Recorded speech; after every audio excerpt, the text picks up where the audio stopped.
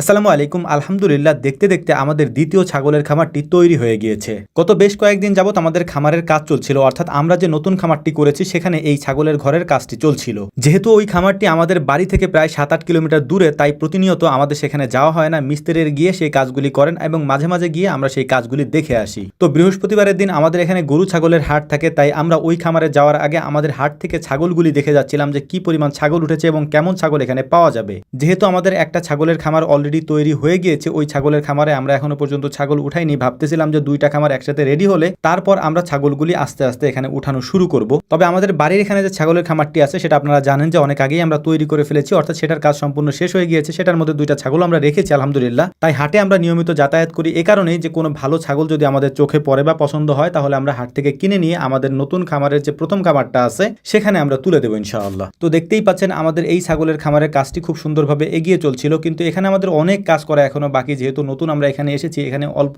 কিছু কাজ আমরা করেছি আলহামদুলিল্লাহ। বেশ কয়েকদিন আমাদের আরো লাগবে, এই বেশ কয়েকদিনের মধ্যেই আমরা পুরো খামারটাকে সাজিয়ে তুলবো ইনশাআল্লাহ। অনেকেই আমাদেরকে বলেন যে আসলে আমাদের খামারটা অনেক বেশি দূরে হয়ে গিয়েছে, যেহেতু আমাদের বাড়ি থেকে প্রায় 6-7 কিলোমিটার দূরে। তবে আমাদের একটা সুবিধা আছে যে কারণেই আমরা এই দূরে এটা করেছি, মানে যার যার সুবিধা মতো সে সেই তো করে। তো আমাদের একটা সুবিধা এখানে আছে, সে কারণে আমরা এটা করেছি আলহামদুলিল্লাহ। আমাদের সেই সুবিধাটা হচ্ছে যে এখানে আনিস ভাই এই খামারটা দেখাশোনা করেন, এর পাশাপাশি আমরা প্রতিদিন 2-1 বার করে এখানে আসি এটা দেখে যাওয়ার জন্য। যা যা লাগে আমরা সেটা দিয়ে যাই এবং পরিচর্যা করার জন্য যা যা করা লাগে সেগুলি আমরা এখান থেকে করে যাই আলহামদুলিল্লাহ। আমি আগেও আপনাদেরকে বলেছি খামার করার জন্য সব থেকে বেশি জরুরি যেটা সেটা হচ্ছে যাতায়াত ব্যবস্থা। যেখানে আপনার যাতায়াত ব্যবস্থা ভালো থাকবে, অর্থাৎ যে খামারের যাতায়াত ব্যবস্থা ভালো থাকবে ওই খামারের অর্ধেক কাজ কমে যাবে শুধুমাত্র যাতায়াত ব্যবস্থার জন্য। তো যাই হোক, নতুন ওই খামারের মধ্যে আমরা বেশ কয়েকটা গাছ লাগাবো, এই জন্য আমাদের এখান থেকে আমরা কিছু জৈব সার অর্থাৎ গোবরের যে সারটা রয়েছে সেটা নিয়ে যাবো ইনশাআল্লাহ আজকে। এর পাশাপাশি বেশ কিছু ফার্মি মুরগির প্যারেন্টস আমরা এখান থেকে নিয়ে যাব, কারণ ওই খামারে যে প্যারেন্টসগুলো ছিল ওইগুলো একজনে এসে একদিনে নিয়ে গিয়েছে। আমরা অনেকবার রিকোয়েস্ট করেছিলাম যে নিয়েন না বা আমরা দিব না, বা জোরাজোরি করে নিয়ে গিয়েছে। এখন ওখানে আমাদের ফার্মি মুরগি একেবারে নাই বললেই চলে। তো আমরা এগুলি নিয়ে খামারে চলে এসেছি, অর্থাৎ আমাদের যে নতুন খামারটা রয়েছে সেখানে চলে এসেছি। আজকে মোটামুটি আপনাদেরকে আমরা দেখাবো আমাদের যে ছাগলের খামারটা রয়েছে সেটার কাজও কমপ্লিট হয়ে গিয়েছে একেবারে ফাইনালি। এখন এখানে আমরা দ্রুত হচ্ছে যে ছাগল উঠাবো। আমাদের 2টা খামারের জন্য আমরা ছাগল কেনা শুরু করবো আস্তে আস্তে করে, কারণ 2টা খামারই আমাদের এখন প্রস্তুত হয়ে গিয়েছে ছাগল উঠানোর জন্য।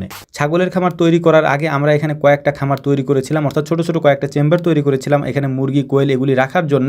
তো এইগুলি অনেকদিন ধরে ফাঁকা পড়ে আছে এবং আমাদের অন্য খামারে যেহেতু এখন জায়গা কম, তাই ওখান থেকে আমরা এনে এখানে আপাতত রাখার চেষ্টা করছিলাম। আমাদের এখানে যে অরিজিনাল জাপানি কোয়েলগুলি আছে এই কোয়েলগুলি প্রচুর পরিমাণে ডিম দেয়, এটা আপনারা অনেকেই জানেন। এর পাশাপাশি এই কোয়েলগুলির মধ্যে অনেকগুলি কালার হয়ে থাকে, ওই কালারগুলির মধ্যে থেকে যে কালারগুলি দেখতে সব থেকে বেশি সুন্দর ওই কালারগুলিকে আমরা আলাদা করছিলাম। এর মধ্যে সাদা করেছি এবং বিভিন্ন ধরনের যে কালারগুলি আছে ওগুলোকে আমরা আলাদা করেছি, যাতে করে নতুন নতুন কালারগুলি আমরা তৈরি করতে পারি এখানে নতুন করে ব্রিডিং করে। এখানে আমরা আজকে কাজে এসেছি সকালে, কারণ আজকে যেহেতু জুমার দিন, এর পাশাপাশি আজকে শুক্রবার, অনেক মানুষ আমাদের এখানে আসেন দেখা করার জন্য, ভিজিট করার জন্য। তো তাদেরকেও আমাদেরকে সময় দিতে হবে, তাই আমরা আমাদের ছাগলের ঘরটা ভালোভাবে পরিদর্শন করে এবং যে গাছগুলি আমরা লাগাবো সেই গাছগুলি এখান থেকে দেখে আমরা আমাদের খামারের দিকে রওনা দিব। আমাদের জন্য দোয়া করবেন। আসসালামু আলাইকুম রহমতুল্লাহ।